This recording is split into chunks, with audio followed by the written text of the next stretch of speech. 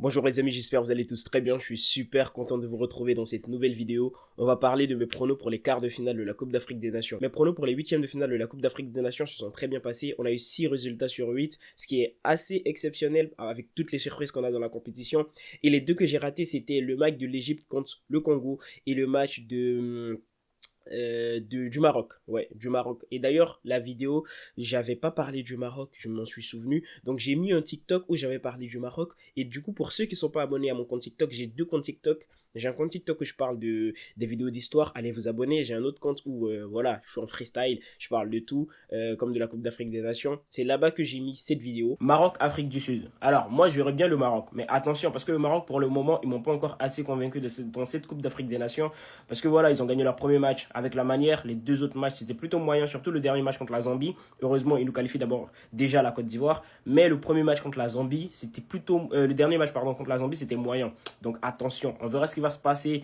Mais voilà, j'irai plutôt le Maroc. Mais ils doivent nous montrer plus s'ils doivent essayer de toucher plus dans cette compétition. Donc voilà, c'était mes pronostics par rapport au Maroc. Alors le Maroc, comme je vous avais dit, je pensais personnellement que ça allait être un match compliqué parce qu'ils m'ont pas encore montré ce que j'attendais dans cette compétition. Malheureusement pour eux, ils sont éliminés et ça ne m'étonne pas tant que ça. L'Afrique du Sud a réalisé un bon parcours et on en parlera plus tard. Et dans le deuxième match, c'était Égypte-Congo où j'avais pronostiqué une victoire de l'Égypte et j'avais dit que ce match, je le voyais aller en prolongation et au tir au but. Et c'est là où je voyais l'Égypte s'imposer parce que pour moi, personnellement, l'Égypte, c'est une équipe qui était injouable au tir au but. Le Congo, ils m'ont fait mentir, mais voilà. Honnêtement, les pronos se sont très très très bien passés dans l'ensemble. On a eu un très très bon ratio et surtout dans la physionomie des matchs comme j'avais prévu.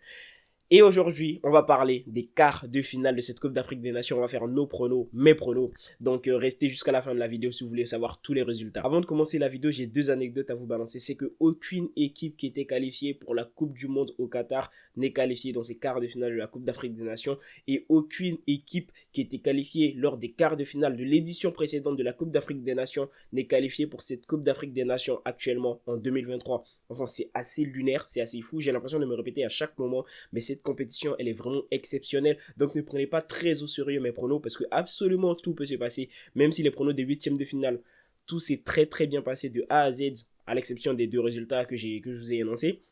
Et même dans la physionomie, c'était plutôt correct. Mais bon, on va commencer cette vidéo avec le premier match Nigeria-Angola. Dans ce match, on a deux belles équipes. On a deux équipes qui nous ont surprises. Alors, le Nigeria, premièrement. Le Nigeria, déjà, c'est une équipe qui était attendue, favorite. Mais ce n'était pas une équipe qui était attendue défensivement. C'est une équipe qui, depuis le début de la compétition et même bien avant, on se disait tout simplement que on ne les voit pas forcément aller loin. Moi, personnellement, je disais ça. Même si je les mettais tout de même en outsider, je disais que ça allait être compliqué de les voir aller plus loin parce qu'ils ont un problème défensivement. Mais je suis stupéfait de vous dire que cette équipe-là est la meilleure défense de la compétition. Est-ce que vous vous rendez compte? Elle encaissait qu'un seul but et c'était lors du premier match contre la Guinée équatoriale. Et la Guinée équatoriale qui est la meilleure attaque de la compétition d'ailleurs.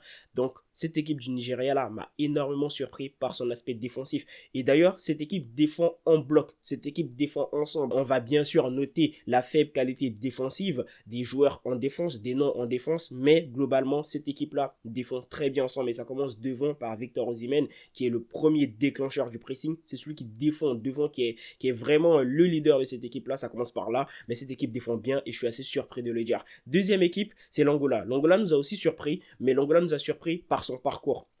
Parce que cette équipe, elle n'était pas du tout attendue. Au début de la compétition, je parie qu'il y a très très peu de personnes qui auraient prédit que cette équipe de l'Angola serait arrivée à ce niveau dans cette compétition. Et c'est possible que cette équipe d'Angola rallie les demi-finales, ça sera assez exceptionnel. Et d'ailleurs, il y a d'autres équipes aussi qui nous ont assez surpris et qui sont encore dans la compétition, comme le Cap-Vert ou même l'Afrique du Sud. Le Mali aussi que j'avais mis dans mes outsiders. Mais bon, pour revenir sur cette rencontre entre le Nigeria et l'Angola, quand on regarde historiquement, eh bien, c'est plutôt compliqué parce qu'on a eu 4 matchs nuls. Il y a très très peu de buts dans ce type de rencontre, dans les matchs qu'ils ont joué. Aussi et surtout, c'est qu'il y a eu une seule victoire du Nigeria et c'était en championnat d'Afrique des Nations. Et ce n'est pas forcément quelque chose que je prends en compte parce que ce sont les joueurs locaux qui jouent.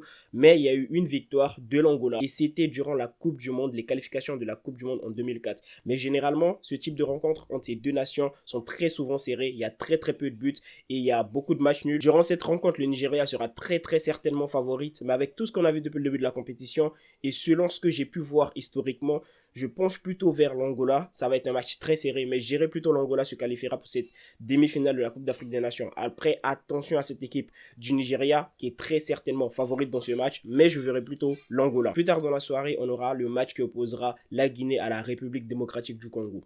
Honnêtement, ce match, je ne vais pas être très objectif en tant que Guinéen, mais pour poser les bases, la République démocratique du Congo a battu plus de fois la Guinée. Ils ont battu la Guinée 4 fois et c'était durant les qualifications pour la Coupe d'Afrique des Nations. Non, les qualifications pour le mondial, pardon.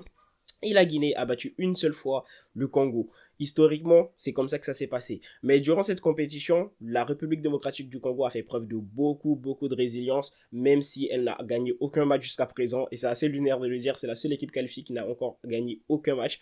3 matchs nuls durant les phases de poule et un match nul encore contre l'Égypte, où ils se sont imposés au tir au but. Du côté de la Guinée, on a eu des matchs, des victoires contre la Gambie, on a eu une victoire contre la Guinée équatoriale lors du dernier match. On a une équipe qui est aussi très résiliente, qui est très forte ensemble défensivement, qui défend très bien dans son 4-4-2 qui est très solide. On a une équipe avec beaucoup de force, beaucoup de caractère et je pense qu'on a 2 équipes avec beaucoup de caractère dans cette compétition. Ça sera un match vraiment où je pense que la victoire va aller se chercher vraiment dans les tripes et tout. On va le dire, le Congo, ils ont un certain avantage, mais j'ai confiance en cette équipe de Guinée-là. Je trouve qu'il y a une certaine alchimie, je trouve qu'il y a une certaine combativité. Je ne vais pas être très objectif, mais je verrai bien la Guinée s'imposer et finir en demi-finale de cette Coupe d'Afrique des Nations. Le lendemain, à 17h, on aura Côte d'Ivoire-Mali, dont on va parler à la fin de cette vidéo. Mais avant, j'aimerais bien parler du match qui aura plus tard dans la soirée à 20h, le match que posera le Cap-Vert à l'Afrique du Sud. Alors là, on aura un match vraiment très serré. Mais avant même de parler du match, qui aurait misé sur une qualification en demi-finale de l'une ou l'autre des équipes? Là, ils sont en quart de finale. Personne n'aurait parié que le Cap-Vert et l'Afrique du Sud seront en quart de finale. Mais j'imagine même pas qui aurait imaginé voir l'une des 2 équipes en demi-finale. C'est aussi pour ça que cette compétition, elle est exceptionnelle et il n'y a pas de favori en Afrique. Absolument, tout peut se passer. C'est encore une fois pour cela que je vous dis, ne prenez pas très au sérieux mes pronos. Je ne suis pas un devin, j'essaie juste d'analyser un maximum. Donc voilà, pour cette rencontre, lorsque je regarde l'historique, il y a eu 2 victoires de l'Afrique du Sud et ça remonte vraiment à très longtemps. Après, il y a eu des matchs nuls, 2 matchs nuls si mes souvenirs sont bons. 2 victoires du Cap-Vert plus récentes, c'était aussi en qualif pour la Coupe du Monde.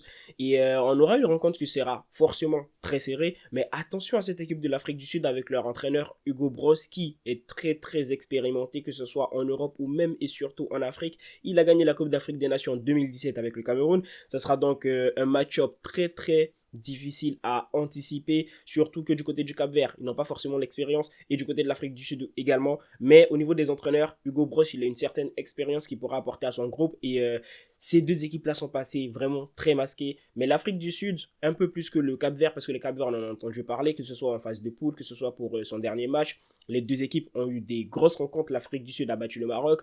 Du côté du Cap-Vert, ils ont battu le Ghana. Ils ont fait un match nul contre l'Égypte. Ils ont eu de beaux match-ups également. Donc ça va être une rencontre très difficile à pronostiquer. Mais si je dois miser et mettre une pièce sur une équipe des 2, enfin quand je dis miser, attention, je ne parle pas de paris sportifs. D'ailleurs, les paris sportifs, je vous interdis. Enfin, je suis personne pour vous interdire, mais ce n'est pas bien de faire des paris sportifs. Je pense que cette Coupe d'Afrique des Nations, on est le témoin.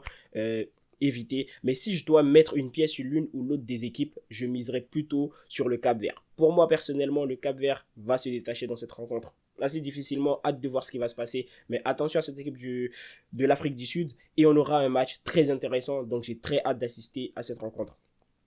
Un peu plus tôt dans la journée, le match dont on va parler maintenant, il y aura à 17h Mali Côte d'Ivoire. Alors, un match que j'attends avec impatience. Et si la Côte d'Ivoire s'impose et que la Guinée aussi s'impose, j'aurai mes 2 pays qui vont s'affronter en demi-finale. Ça sera assez lunaire. On en reparlera d'ailleurs si ça arrive. Mais durant ce match, lorsqu'on regarde déjà historiquement, le Mali n'a jamais battu la Côte d'Ivoire dans un match, que ce soit en qualif pour la Coupe du Monde, que ce soit dans un match amical ou même en Coupe d'Afrique des Nations sur plus d'une dizaine de rencontres. Donc, il y a un certain avantage du côté de la Côte d'Ivoire à ce propos. Le Mali, qui depuis le début de la compétition fait une belle compétition, ils ont eu durant leur dernier match, une belle victoire face au Burkina Faso. Attention à Sinayoko qui fait un bon tournoi, qui est déjà à 3 buts. Du côté de la Côte d'Ivoire, Comme je vous ai dit, ils ont vraiment tout vécu, ils ont absolument tout vécu.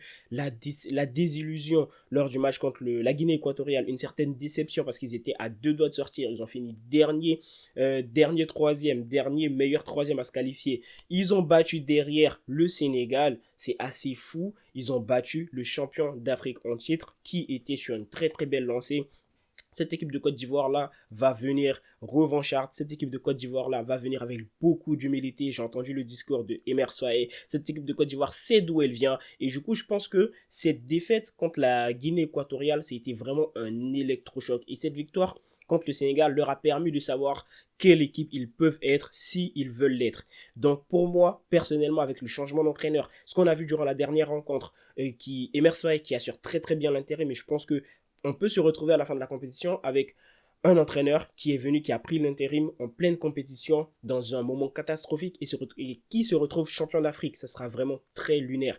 Et j'espère pour la Côte d'Ivoire, j'espère aussi pour la Guinée, qui sont mes deux pays. Donc oui, je disais, en réalité, ça va être un match très compliqué. Parce que même si on a eu un passif entre les deux nations où ça a toujours tourné à l'avantage de la Côte d'Ivoire, on est dans une Coupe d'Afrique des Nations avec beaucoup d'humilité. Et avec tout ce que je vous ai dit, la désillusion de la Côte d'Ivoire, le fait qu'ils ont su à quel niveau ils peuvent être contre le Sénégal, le changement de l'entraîneur, ce qu'il a proposé, Siri qui a fait un excellent match, qui était pas titulaire au début, qui durant ce match il joue 120 minutes d'un coup et il fait une exceptionnelle rencontre où il a été élu meilleur joueur du match. On a eu également l'entrée de caissier, les changements que l'entraîneur a effectué également dans la globalité, à l'heure qui a retrouvé du temps de jeu, qui est en manque de rythme mais qui a apporté beaucoup lors de son entrée. Nicolas Pepe qui est rentré également, qui a beaucoup apporté. Honnêtement, je vois cette équipe de Côte d'Ivoire là, j'ai du mal à ne pas les imaginer se qualifier. Et en toute humilité, je vois la Côte d'Ivoire se qualifier durant ce match. Et si on fait un récapitulatif, je disais que je vois le Nigeria s'imposer.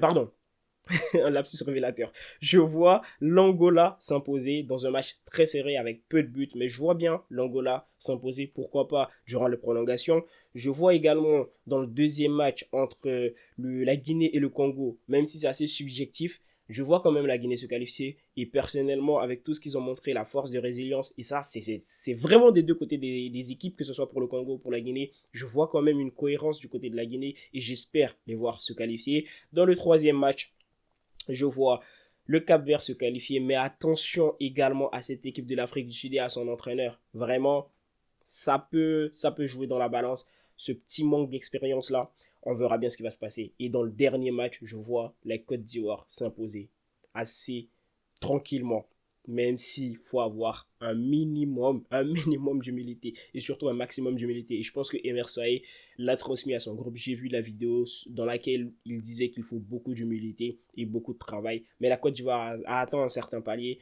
où ils ne peuvent pas aller plus bas. Et ça, c'est assez exceptionnel.